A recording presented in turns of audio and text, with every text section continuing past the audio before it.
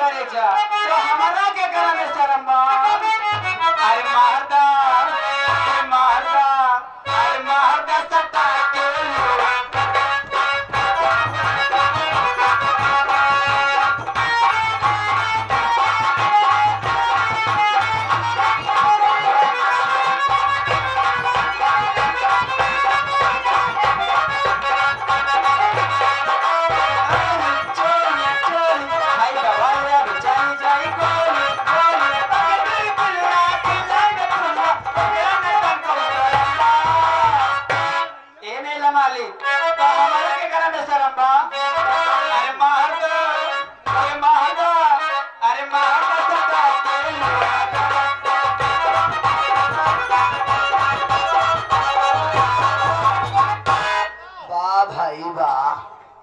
मान ये कि तोहरे देवता आवत है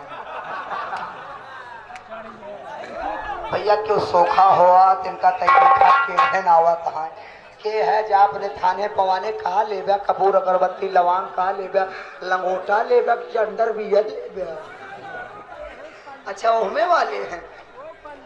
तब आप लोग की सेवा में आएगी दूसरा मनोरंजन देखिए तो मस्ती मजाक है नौटंकी अगर इतना करोगे तो आप लोग को मजा नहीं आएगा तो बस आप लोग के लिए मस्ती मजाक करता हूँ